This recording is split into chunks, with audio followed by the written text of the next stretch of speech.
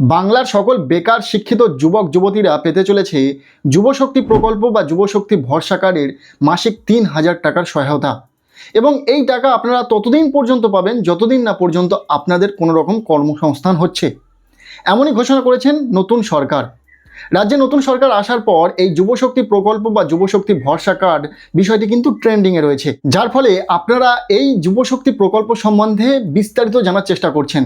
কারা এই যুবশক্তি প্রকল্পের বেনিফিটসটা পাবেন, কিভাবে পাবেন, আবেদন কিভাবে করতে হয়, কি কি ডকুমেন্টস লাগবে, যারা যারা যুবসাথী পেতেন তারা কি আবারও এই নতুন প্রকল্পে আবেদন করতে হবে, নাকি সেই যুবসাথী প্রকল্পের যে ডাটা সেটা সরাসরি ট্রান্সফার হয়ে যাবে এই যুবশক্তি পোর্টালে। পোর্টাল যেহেতু নতুন করে শুরু করা হয়েছে কিন্তু পোর্টালে সেইভাবে পরিবর্তন আসেনি, তাই আজকের এই ভিডিওতে যুবশক্তি প্রকল্প বা যুবশক্তি ভরসা কার্ড নিয়ে ক্লিয়ার কাট যে তথ্যগুলো রয়েছে সেগুলো আপনাদের সামনে উপস্থাপন করব। ভিডিওটি দেখার পর আপনাদের মধ্যে যে সমস্ত প্রশ্ন রয়েছে আশা করব সমস্ত প্রশ্ন বা সমস্ত ডাউট একদম ক্লিয়ার হয়ে যাবে। ভিডিও শুরুতেই আসি, যুবশক্তি প্রকল্প বা যুবশক্তি ভরসা কার্ড নিয়ে আপনারা বিভিন্ন ভিডিওস দেখছেন সোশ্যাল মিডিয়াতে, যার ফলে কিছুটা হলেও বিভ্রান্ত ছড়াচ্ছে। আর এই যুবশক্তি প্রকল্প বা যুবশক্তি ভরসা কার্ড নিয়ে এখনও পর্যন্ত সরকারি দপ্তর থেকে কোনো রকম গ্যাজেট আসেনি বা কোনো রকম নির্দেশিকা প্রকাশিত হয়নি, যার ফলে যুবশক্তি ভরসা কার্ড বা যুবশক্তি প্রকল্প নিয়ে অথেন্টিক আপডেট দেওয়া কোনোভাবেই পসিবল নয়। তার কারণ যুবশক্তি প্রকল্প নিয়ে এখনও পর্যন্ত যে নিশ্চিত রূপে কোনো রকম ক্লিয়ার কাট ইনফরমেশান এসছে সেটা কিন্তু কোনোভাবেই বলা যাবে না। তাই আমি যদি আজকের এই ভিডিওতে বলি যে কী কী ডকুমেন্টস লাগবে সেটা কিন্তু ভুল হবে। তার কারণ আপনারা জেনে থাকবেন, যারা লক্ষ্মীর ভাণ্ডার প্রকল্পের আওতায় ছিলেন তাদেরকে সরাসরি ট্রান্সফার করে দেওয়া হবে অন্নপূর্ণা ভাণ্ডার প্রকল্পে, এটা আপনারা জেনেছিলেন। কিন্তু পরবর্তীতে আপনারা দেখেছেন যে 12 পাতার ফর্ম একটি ফিল আপ করতে হচ্ছে, পাশাপাশি অনলাইনও শুরু হয়ে গেছে বর্তমানে, কারণ সেখানে কিছুটা গলদ ছিল, যার ফলে কিন্তু নতুন করে আবেদনের সিদ্ধান্ত নেওয়া হয়। তাই এই যে যুবশক্তি প্রকল্প বা যুবশক্তি ভরসা কার্ডের ক্ষেত্রেও এই যে সিদ্ধান্ত নেওয়া হবে না সেটা কোনোভাবেই বলা যায় না।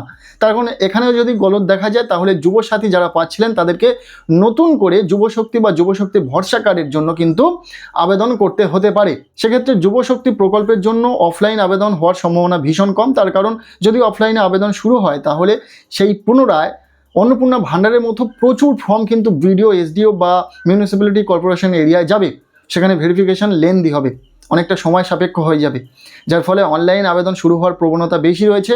এবং আমরা দেখেছি যে যুবসাথীর যে পোর্টাল রয়েছে সেখানে কিন্তু যুবশক্তি পোর্টালের ব্যানার এসেছে এবং নতুন করে আবেদন শুরু হবে সেই রকম কিন্তু পোর্টালটাকে রেডি করা হয়নি, বা কবে থেকে আবেদন শুরু হবে, কি কি ডকুমেন্টস লাগবে, কারা এই বেনিফিটস পাবেন সেটা ক্লিয়ার কোনো ধারণা সেখানে মেনশন নেই।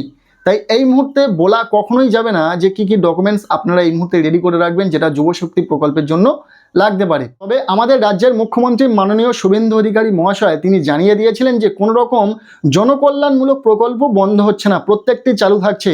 তাই যুবসাথীর বদলে যে যুবশক্তি পাওয়ার কথা সেটা কিন্তু আপনারা পাবেন। কিছুদিন আপনাদেরকে অপেক্ষা করতে হবে, যেহেতু বর্তমানে অন্নপূর্ণা ভাণ্ডারের কাজকর্ম চলছে, পরবর্তীতে হয়তো যুবশক্তি প্রকল্পের কাজকর্ম শুরু হতে চলেছে। এবং এর থেকে সবচেয়ে বড় আপডেট যেটা হলো সেটা হলো আগামী 22শে জুন রাজ্য বাজেট পেশ হতে চলেছে। সেই দিনে হয়তো যুবশক্তি প্রকল্প বা যুবশক্তি ভরসা কার্ড নিয়ে অবশ্যই আপডেট আসবে। এখন আপাতত জেনে নেওয়া যাক যে যুবশক্তি প্রকল্পে কারা কারা আবেদন করতে পারবেন, কি যোগ্যতা থাকতে হবে, কী কী ডকুমেন্টসে মোটামুটি লাগতে পারে, পাশাপাশি কিভাবে আপনারা টাকা পাবেন। প্রথমে টাকার বিষয়টা আসি। আপনারা প্রতি মাসে 3,000 টাকা পাবেন, সেটা আপনারা প্রত্যেকেই জানেন। এই টাকা সরাসরি কিন্তু আপনার ডিবিটির মাধ্যমে ব্যাঙ্ক অ্যাকাউন্টে সরাসরি ক্রেডিট হবে, ডাইরেক্ট বেনিফিশিয়ারি ট্রান্সফারের মাধ্যমে আপনার ব্যাঙ্ক অ্যাকাউন্টে এই টাকা পৌঁছে যাবে। কতদিন পর্যন্ত এই টাকা পাবেন? যতদিন না পর্যন্ত আপনাদের কোনো রকম কর্মসংস্থান হচ্ছে ততদিন পর্যন্ত এই টাকা দেওয়ার প্রতিশ্রুতি কিন্তু আগেই দিয়েছেন সরকার। এখন আসে এই প্রকল্পের আওতায় কারা আসছেন বা কারা এই প্রকল্পের সুবিধা পাবেন। প্রথমত আপনাদের পশ্চিমবঙ্গের স্থায়ী বাসিন্দা হতে হবে, তবেই এই প্রকল্পের আওতায় আসতে পারবেন। সেকেন্ড, শিক্ষিত ও সম্পূর্ণ বেকার হতে হবে। আপনি কোনো কর্মসংস্থানের সঙ্গে যুক্ত থাকলে কিন্তু এই যে বেনিফিটস সেটা পাবেন না, আপনাকে সম্পূর্ণ বেকার হতে হবে। এবার থার্ড নম্বরে আসছে বয়স সীমা। আপনাদের বয়স হতে হবে 21 থেকে 40 বছরের মধ্যে, তার ঊর্ধ্বে গেলে হবে না, তার নিম্নে থাকলে হবে না, তার মধ্যেই হতে হবে। এরপর যে বিষয়টি নিয়ে আপনাদের সবচেয়ে বেশি প্রশ্ন যে এমপ্লয়মেন্ট এক্সচেঞ্জ ব্যাংকের নাম নথিভুক্ত করতে হবে কিনা, সেখানে রেজিস্ট্রেশন করতে হবে কিনা, এই বিষয়টি কিন্তু এখনও পর্যন্ত ক্লিয়ার কোনো নোটিফিকেশান আসেনি বা কোনো আপডেট নেই।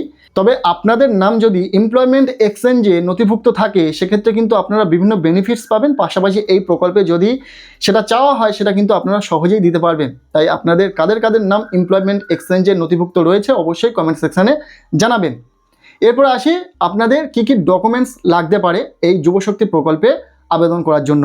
ফার্স্ট অফ অল আপনাদের আধার কার্ড লাগবে, ভোটার কার্ড লাগবে, আপনাদের লাস্ট উত্তীর্ণ পরীক্ষার মার্কশিট লাগবে এবং ক্লাস 10-এরও মার্কশিট লাগবে। পাশাপাশি আপনাদের বয়সের প্রমাণ হিসাবে মাধ্যমিকের অ্যাডমিট কার্ড লাগবে। এছাড়াও আপনাদের ব্যাংক পাসবুক লাগবে, ইনকাম সার্টিফিকেট লাগবে, আপনারা যদি কোনো কাস্টের হয়ে থাকেন সেক্ষেত্রে কাস্ট সার্টিফিকেট লাগবে। এগুলো হচ্ছে বেসিক ডকুমেন্টস, এগুলো যে কোনো প্রকল্পের আওতায় আসতে গেলে কিন্তু লাগে। এছাড়াও আপনাদের নাম যদি এমপ্লয়মেন্ট এক্সচেঞ্জে নথিভুক্ত থাকে তাহলে আপনাদের সেই রেজিস্ট্রেশন নাম্বারটি লাগছে। কিভাবে এমপ্লয়মেন্ট এক্সচেঞ্জের নাম নথিভুক্ত করতে হয়, রেজিস্ট্রেশন কিভাবে করবেন সেই বিষয়ে কিন্তু ভিডিও খুব তাড়াতাড়ি আসছে চ্যানেলে। আপনারা খুব সহজে দেখে নিয়ে বাড়িতে বসে আপনাদের কাছে থাকা মোবাইল, ল্যাপটপ, ডেস্কটপের মাধ্যমে আবেদন করে নিতে পারবেন, এমপ্লয়মেন্ট এক্সচেঞ্জে রেজিস্ট্রেশন করে নিতে পারবেন। সেই বিষয়ে ভিডিও খুব তাড়াতাড়ি আসছে। মূলত এই কিছু বেসিক ডকুমেন্টস আপনারা রেডি করে রাখুন। যখনই যুবশক্তি প্রকল্প বা যুবশক্তি ভরসা কার্ডের আবেদন শুরু হয়ে যাবে, অনলাইনে হওয়ার সম্ভাবনা বেশি, যেমনটা প্রথমেই বললাম, তো খুব সহজে কিন্তু আপনারা আবেদন করে নিতে পারবেন। সো আজকের এই ভিডিওটি কেমন লাগলো অবশ্যই কমেন্ট সেকশানে জানাবেন। ভিডিওটি ভালো লেগে থাকলে লাইক করে দেবেন, চ্যানেলে নতুন হলে চ্যানেলটিকে সাবস্ক্রাইব করে রাখবেন, আর পারলে ভিডিওটি শেয়ার করে দেবেন।